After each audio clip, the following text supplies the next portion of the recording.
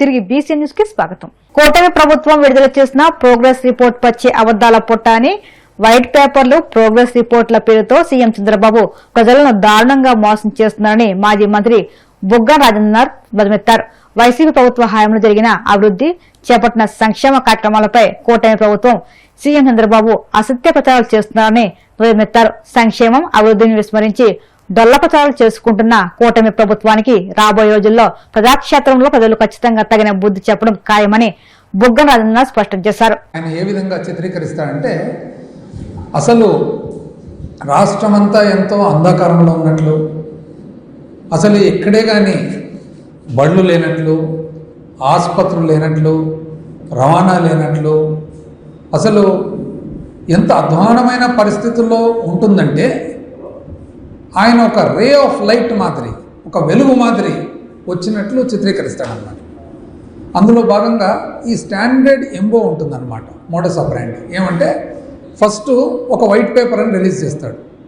ఆ వైట్ పేపర్లో ఏం చెప్తాడు, అసలు ఏమీ లేదు, చాలా అధ్వానమైన పరిస్థితిలో ఉంది, అసలు రాష్ట్రము బాగు చేయలేని పరిస్థితిలో ఉంది అన్నట్లు ఫస్ట్ చిత్రీకరిస్తాడు.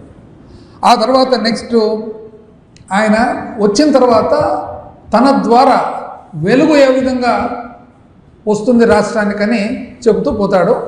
ఆయన అదృష్టానికి ఏమో కానీ ఆయనకు సంబంధించిన మీడియా సంస్థలు ఉండేటివి లేనట్లు, లేని ఉన్నట్లు రాసి మెయిన్ పేజు, హెడ్లైన్స్ చెబుతూ పోయి పబ్లిక్ని ఇన్ఫ్లుయెన్స్ చేసేదానికి ఒక ప్రయత్నం అన్నమాట. అంటే ప్రతిసారి ఆయన వచ్చినప్పుడు పాతరాయి యుగంలో ఉన్నట్లు, పాతరాయి యుగంలో రాష్ట్రం ఉన్నట్లు, ఆ తర్వాత నెక్స్ట్ ఆయన వచ్చిన తర్వాత ఇప్పుడు లేటెస్ట్గా క్వాంటమ్ యుగంలోకి రాష్ట్రం పోతున్నట్లు, పాతరాయి యుగం నుంచి క్వాంటమ్ యుగంలోకి తను తీసుకొని పోతున్నట్లు ఆయన చిత్రీకరణ ఉంటుంది. అట్లా ప్రతిసారి, అంటే ఆయన వచ్చిన ప్రతిసారి, ఎందుకంటే ఎన్నో పర్యాయాలు రావడం జరిగింది కదా, ప్రతిసారి ఒక కొత్త ఇది ఉంటుందన్నమాట, లాజిక్, ఒక వినూత్నమైనది. అంటే ఒకసారి ఏమంటారంటే తనే కంప్యూటర్ కనిపెట్టినట్లు, ఒకసారి ఏమో తనే సెల్ ఫోన్ కనిపెట్టినట్లు, ఒకసారి ఏమో తనే హైదరాబాదు నిర్మించినట్లు, అసలు ఒకసారేమో తనే కోవిడ్కు మందు కనిపెట్టడానికి కూడా దాహోదపడినారని, ఇంకొకసారి పొరపాటున మిస్ అయిపోయి స్లిప్ అయిపోయి అసలు స్వాతంత్రం కోసం కూడా దాహోదపడిన పార్టీ అని అన్నాడు అన్నమాట. మీటింగ్లో, పబ్లిక్ మీటింగ్లో స్వాతంత్రం కోసము తెలుగుదేశం పార్టీ దాహోదపడిందంట. ఇంకా ఎట్లెట్లో ఈస్ట్ ఇండియా కంపెనీ వచ్చేటప్పుడు తెలుగుదేశం పార్టీ అడ్డపడిందని చెప్పి చెప్పుకోలే, ఎక్కువ కన్ఫ్యూజన్ అయితే ఆడి వరకు కూడా పోతాడు. ఇంకా లేటెస్ట్గా ఈ మధ్యలో ఏమంటే బిర్యానీ అందరికి అలవాటు చేసినట్లు, సంక్రాంతి పండుగ నేర్పించినట్లు, తెలుగు వాళ్ళందరికీ కూడా సంక్రాంతి పండుగ వాళ్ళ ఇళ్లలో చేసుకునేది నేర్పించినట్లు, ఇట్లా ఒక్కొక్కసారి అంటే పాతరాయి యుగం నుంచి కొత్త యుగంలోకి వచ్చేదానికి తన ప్రయత్నము, తన శ్రమ ఈ విధంగా చూస్తాడు. ఓసారి ఏమంటాడు, నేనే తెలుగు భాష నేర్పించినందుకు తెలుగు వాళ్ళందరూ అమెరికాకు పోయి సెటిల్ అయినారు. సరే సార్, మీరు తెలుగు వాళ్ళకు మీరు ఇంగ్లీష్ నేర్పించినారు కాబట్టి తెలుగు వాళ్ళంతా అమెరికాకు పోయినారనేది మీ వాదన, ఓకే. మళ్ళీ తమిళ వాళ్ళకు ఇంగ్లీష్ ఎవరు నేర్పించినట్లు, కర్ణాటక వాళ్ళకు ఇంగ్లీష్ నేర్పించినట్లు ఎవరు, మలయాళం వాళ్ళకు ఎవరు ఇంగ్లీష్ నేర్పించినట్లు, మరాఠీ వాళ్లకు ఎవరు ఇంగ్లీష్ నేర్పించినట్లు, వాళ్ళందరూ ఎట్లా అమెరికాకు పోయినట్లు? అసలు ఆశ్చర్యకరమైన పరిస్థితి. వీళ్ళకి సంబంధించిన మీడియా కూడా ఎంత ఆశ్చర్యం అంటే ఏ విధంగా చిత్రీకరిస్తారంటే, అసలు కంప్యూటర్ ఐటీ సెక్టర్లో పనిచేసే వాళ్ళు కూడా నేనే కంప్యూటర్ కనిపెట్టినంటే చప్పట్లు కొడతారు. ఇది ఏందో మాకు అసలు ఒక విచిత్రమో, నాకు తెలిసి ప్రపంచంలో ఎక్కడ ఉండదన్నమాట. హైదరాబాద్ నేనే కట్టినా అంటాడు, అంటే కులి కుతుబ్ షా ఏం చేసినట్లు? బిర్యానీ నేనే నేర్పించిన అంటాడు, అంటే ఇప్పుడు ఇరాన్ వాళ్ళందరూ ఏం చేసినట్లు? ఇట్లా ఈ విధంగా ప్రతి టర్ములో ఒక వైట్ పేపర్, ఒక స్టాండర్డ్. అయితే ఒక ఆశ్చర్యకరమైనది ఏమంటే, ప్రతి టర్ములో ఇది చేస్తారు కదా వైట్ పేపరు, 5 సంవత్సరాలు అయిపోయిన తర్వాత చివరి సంవత్సరంలో కూడా ఒక వైట్ పేపర్ రిలీజ్ చేయొచ్చు కదా, అది ఎప్పుడు లేదు. అంటే ఒక వైట్ పేపరు, ఒక ప్రోగ్రెస్ రిపోర్ట్ రిలీజ్ చేసి నా 5 సంవత్సరాల పరిపాలనలో ఇది నేను వచ్చినప్పుడు ఇది, ఇప్పుడు దిగిపోతున్నాను, ఎలక్షన్లకు పోతున్నాను కాబట్టి ఇది, అది ఉండదు. ఎంట్రన్స్ అప్పుడే వైట్ పేపర్. ఇది కాక అందుకని ఒకసారి మన ప్రొఫెసర్ నాగేశ్వర్ గారు కూడా చాలా మంచి అబ్జర్వేషన్ చేశారనమాట. మన ఫార్మర్ ఎమ్మెల్సీ గారు, పాపులర్ అనలిస్ట్ గారు, జర్నలిస్టు ఏమన్నారంటే, ఆయన ఏ విధంగా చిత్రీకరిస్తారంటే మీడియా సంస్థలంతా కూడా ఈ రాష్ట్రంలో ఆయన తప్ప ఎవరు పనిచేయడం లేదని. అసలు ఎంత ఆశ్చర్యకరమైన పరిస్థితి ఏమంటే, తెలుగుదేశం పార్టీకి సంబంధించిన నియోజకవర్గంలో పోయిన మీటింగ్లో కూడా తను చివరికి ఏం చేస్తా అంటే తెలుగుదేశం పార్టీ ఎమ్మెల్యేని మందలిస్తాడు అందరి ఎదురుగా, మీరు ఎవరు సరిగ్గా పనిచేయడం లేదని. అర్థమేమి అంటే వాళ్ళ ఇప్పుడు ఏ స్టేజ్కి వచ్చినారంటే తెలుగుదేశం పార్టీ ఎమ్మెల్యేలు సార్ ముఖ్యమంత్రి మా నియోజకవర్గం రానంతా మేలు సార్ అంటున్నారు. ఎందుకంటే వస్తే మమ్మల్ని మందలిస్తాడు అందరి ఎదురుగా, మందలిచ్చిన తర్వాత మేమేదో పని చేయనట్లు ఆయన ఒక్కడే పని చేసినట్లు చిత్రీకరించుకొని పోతాడు సార్. దానివల్ల డ్యామేజ్ ఎవరికి మాకే కదా అని ఓపెన్గా వాళ్ళందరూ. అయితే ఇప్పుడు కొత్తగా ఏమంటే ప్రోగ్రెస్ రిపోర్ట్. అసలు ఈ ప్రోగ్రెస్ రిపోర్ట్ అనే కాన్సెప్ట్ ఏమైంది? చాలా లావు పుస్తకం, ఇంత లావు పుస్తకం ఉంది ప్రోగ్రెస్ రిపోర్ట్ అని. చదువుతామే ఏమేమి ఉంది దాంట్లో, దాన్ని అనలైజ్ చేయాలి కదా ప్రోగ్రెస్. అసలు కాన్సెప్ట్ ఏమి ప్రోగ్రెస్ రిపోర్ట్ అంటే? ప్రోగ్రెస్ రిపోర్ట్ అంటే కాన్సెప్ట్ ఏమి? ఒక బడి ఉంటుంది, ఒక కాలేజ్ ఉంటుంది, లేదా ఒక వ్యాపార సంస్థ ఉంటుంది, లేదా ఒక ఆర్గనైజేషన్ ఉంటుంది. దాంట్లో మన ప్రోగ్రెస్, మన పురోగతి ఎట్లుంది అనేది ఎవరు చూపించాలి? పురోగతి? ఒక బడి అయితే టీచరు, ఎగ్జామినరు, ఒక కాలేజ్ అయితే టీచరు, ఒక వ్యవస్థ అయితే అవుట్కమ్, ఇవి చూపించాలి కదా. ఇక్కడ అట్లా కాదంట. ప్రోగ్రెస్ తనకు తానే ఇచ్చుకుంటాడంట ప్రోగ్రెస్. ఇక్కడ ప్రజాస్వామ్యంలో ప్రోగ్రెస్ను ఎవరు ఇవాల్యుయేట్ చేయాలి? రిపోర్ట్ ఎవరు ఇవ్వాలి? ప్రజలు ఇవ్వాలి. కానీ ఇక్కడ అట్లా కాదంట, తనకు తానే ఇచ్చుకుంటాడు. ఇది కొత్త రకమైన ప్రోగ్రెస్. ఎందుకంటే ఇక్కడ స్టేక్ హోల్డర్స్ ఎవరు? వైద్యులు, ఆరోగ్య సంరక్షణ సిబ్బంది మహిళలపై జరుగుతున్న హింసను అరికట్టాలని, వారి రక్షణకు ప్రతి ఒక్కరూ గళమెత్తాలని పిలుపునిస్తూ IMA Konaseema, the federation of obstetric and gynaecologist societies of Indian ఆధ్వర్యంలో అభయ డే పురస్కరించుకుని అంబేద్కర్ కోనసీమ జిల్లా అమలాపురంలో వాక్థాన్ నిర్వహించారు. ఈ వాక్థాన్ అమలాపురం గడియార స్తంభం సెంటర్ నుండి ప్రారంభమై ఐఎంఏ హాల్ వరకు సాగింది. వైద్యులు, మహిళలు భద్రతపై సమాజంలో అవగాహన పెంచేందుకు no to violence against women committee, violence against doctors committee, public awareness కమిటీల ఆధ్వర్యంలో ఈ పిలుపునిచ్చారు. అభయ ఘటన మరొక ముందే రాజమండ్రిలో వైద్య విద్యార్థిని పొట్టన పెట్టుకున్న సంఘటన సభ్య సమాజం తలదించుకునేలా ఉందని ఐఎంఏ కార్యదర్శి వైటి నాయుడు అన్నారు. సమాజంలో వైద్యులకు, ఆరోగ్య కార్యకర్తలకు సురక్షితమైన వాతావరణాన్ని కల్పించాల్సిన బాధ్యత అందరిపై ఉందని ఐఎంఏ అధ్యక్షుడు డాక్టర్ శివకుమార్ అన్నారు.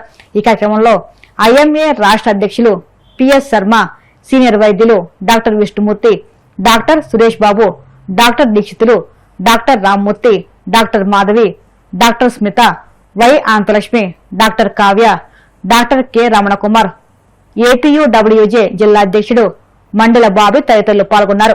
పాక్సీ వాళ్ళు నిర్వహించిన ఈ అభయ డేని ఐఎంఏ సపోర్ట్ చేస్తుంది. ఈ సందర్భంగా మేము అమలాపురం గడియార స్తంభం నుంచి ఐఎంఏ బిల్డింగ్ వరకు వాక్థాన్ నిర్వహించడం జరిగింది. ఈ మా సభ్యులందరూ పాల్గొన్నందుకు వారందరూ కృతజ్ఞతలు. ముఖ్యంగా ప్రజల్లో హింసా ధోరణి ఎక్కువగా పెరిగిపోతుంది. మనం ఈ ఆర్జీకర్ ఇన్సిడెంట్స్ మర్చిపోకముందే నిన్న రాజమండ్రిలో ఒక వైద్య విద్యార్థిని మృతి చెందడం జరిగింది ఒక యాక్సిడెంట్లో. ఇలాంటి సంఘటనలు ఎన్నో జరుగుతున్నాయి. అలాగే హాస్పిటల్ మీద కూడా దాడులు చాలా పెరిగిపోతున్నాయి. మెడికల్ సిస్టమ్ని యాక్సెప్ట్ చేయలేకపోతున్నారు. మేము ఎంతోమంది లక్షల మందిని బతికించినప్పుడు మాకు ఏ గుర్తింపు లభించట్లేదు. అదే ఒక ఫెయిల్యూర్ని మాత్రం భూతద్దంలో చూపిస్తున్నారు.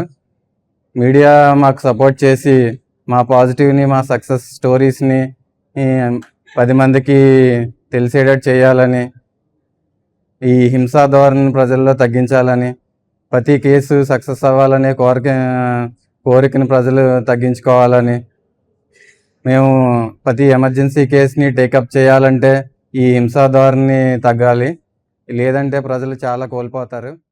వైద్యుడు పూజారి, రోగులు దైవము అని నమ్మే మనుషులు మేమందరం కూడా. అలాగే ఇవాళ రోజున డాక్టర్లపై జరుగుతున్న దండయాత్రలు, ఆసుపత్రులపై జరుగుతున్న దండయాత్రల్ని నిరసించడానికై మేమందరం ఈ ఉద్యమం తలపెట్టి ప్రజల దృష్టికి తీసుకెళ్ళాలి అని చెప్పి, దయచేసి ప్రజలందరూ ఒక్క విషయం గుర్తుంచుకోండి. వైద్యంలో ఊహించుటకు అలవి కానిదే వైద్య శాస్త్రము. ఏ వ్యాధికి కూడా ఏ డాక్టరు కూడా గ్యారంటీలు ఇవ్వజాలము. ఈ ప్రాథమిక వైద్య సూత్రాన్ని జనం గుర్తించటం లేదు. ఆసుపత్రికి వెళితే బ్రతికి తీరాల్సిందే, ఎటువంటి పరిస్థితుల్లో వెళ్ళినా అనే ఒక విపరీత ధోరణి ప్రజల్లో ఎక్కువయటం వల్ల నిజం చెప్పాలంటే వైద్య వృత్తి వాళ్ళ భయాందోళనలో పనిచేస్తోంది. ఇది సమాజానికి మంచిది కాదు. ఒక వ్యక్తి ప్రమాద పరిస్థితిలో వస్తే నిజంగా మేము ప్రథమ చికిత్స చేసి ఎంతో మందిని బ్రతికించగలము. కానీ అనుకోని దురదృష్ట సంఘటన జరిగి మనిషి ప్రాణాన్ని కోల్పోతే అది కేవలం డాక్టర్ చేసిన వైద్యం వల్లే పోయిందంటున్నాడు, కానీ జబ్బు చంపిందని ఎవరు అంటలేదు. ఈ విపరీత ధోరణి ఉంటే నష్టపోయేది వైద్యులు కాదు, ప్రజలు మాత్రమే. నిజంగా ప్రమాద పరిస్థితుల్లో అర్ధరాత్రి అపరాత్రి అనకుండా వస్తుంటారు. మేము ధైర్యం చేసి వైద్యం చేసినప్పుడు ప్రాణ నష్టం జరిగిన వెంటనే ఇంకేముంది, తప్పు వైద్యం చేసేసాడు అందువల్లే పోయాడు అంటున్నారు, కానీ ఆయన 30 ఏళ్ల బట్టి ఎప్పుడు డాక్టర్ మొహమే చూడలేదు వైద్యానికి. ఇది ఎవరు గమనించటం లేదు. కాబట్టి ప్రజలు ఈ నిజానిజాలు గ్రహించి కొంచెం న్యాయంగా ధర్మంగా ప్రవర్తిస్తేనే వైద్య వృద్ధి బ్రతుకుతుంది, పేషెంట్లు కూడా బ్రతుకుతారు. That RG Kar incident which was 2 years back, 2 ఏళ్ల క్రితం ఒక ఇంటర్న్ ఆర్జికర్ హాస్పిటల్లో అన్యాయంగా తన డ్యూటీ చేస్తున్న సమయంలో చనిపోయింది. దాని కోసం మేమందరం ఏంటంటే వైలెన్స్ అగేన్స్ట్ డాక్టర్స్ కింద, ఎస్పెషల్లీ ఫాక్సీ వాళ్ళు ఇవాళ అభయ డే కింద 9వ తారీఖు ఆగస్టు ప్రతి ఏడాది చెయ్యాలి అని నిర్ధారించారు. ఈ రోజు డాక్టర్స్ అందరూ ఏంటంటే ఎంత వైద్యం చేస్తున్నారు అన్న దానికంటే నెగిటివిటీ గురించి మాత్రం ఎక్కువగా ప్రజల్లోకి వెళ్తోంది. చేసే సేవ గుర్తించట్లేదు. ఓన్లీ చేసే ఆ సేవ గురించి పాజిటివ్ వైబ్స్ ఇవ్వడం కంటే, ఒక చిన్న తప్పు ఏ డాక్టర్ అయినా కూడా 10 ఏళ్లు చదువుకున్న తర్వాత సీట్లో కూర్చుని ఎవరికి అన్యాయంగా వాళ్ళని చెయ్యాలి అని ఎవరు ప్రాక్టీస్ లో కూర్చోరు.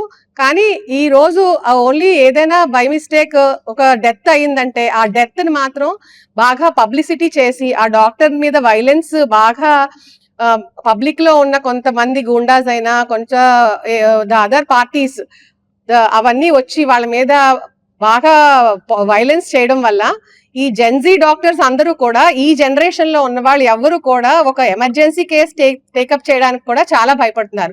దీనివల్ల ఏమవుతుందంటే ఫ్యూచర్ లో ఎమర్జెన్సీ కేర్ అన్నది అసలు ఎక్కడా దొరకదు. ఏ డాక్టర్ కూడా ముందుకొచ్చి ఒక పేషెంట్ ని హెల్ప్ చేద్దాం అని ముందుకు రావడానికి కూడా భయపడతారు, ఎక్కడ వాళ్ళు వైలెంట్ గా ఉంటారు అని. సో ఇవాళ ఈ వైలెన్స్ ని మనం కంప్లీట్ గా నిర్మూలించలేం, కానీ ఎంతో కొంత మన వంతు సాయం చేయడానికి ఫ్యూచర్ జనరేషన్ అంతా కూడా ప్రజలు సేవ బాగా చెయ్యాలి అనే ఉద్దేశంతో ఈ వైలెన్స్ అన్న దాన్ని తగ్గించడానికి ఒక చిన్న step every year August 9th అభయ డే కింద తీసుకుంటున్నాం.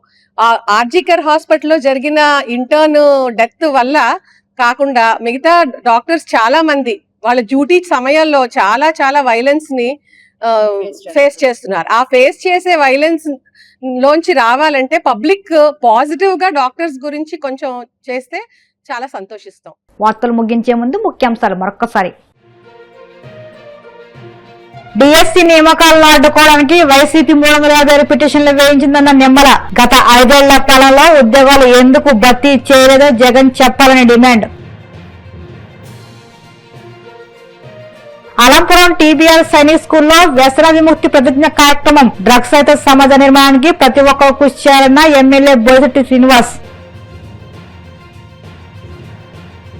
సంక్షేమం అభివృద్ధిని విస్మరించి డొల్ల ప్రచారాలు చేసుకుంటున్న కూటమి ప్రభుత్వానికి ప్రజలు బుద్ధి చెప్పడం ఖాయం. మాజీ మంత్రి బుగ్గన విమర్శలు. వాడపల్లి వెంకన్న ఆలయంలో ప్రత్యేక పూజలు. మంగళవాద్య నడుమ శ్రీ స్వామి అమ్మవార్లకు మేలుకొలుపు సేవ, ఐశ్వర్యలక్ష్మి హోమం. ఈ వార్తలు ఇంతకు సమాప్తం. మరిన్ని వార్తల కోసం BCN digital YouTube channel, Facebook పేజీని ఫాలో అవ్వండి. అప్డేట్ వార్తల కోసం ప్లీజ్ సబ్స్క్రైబ్.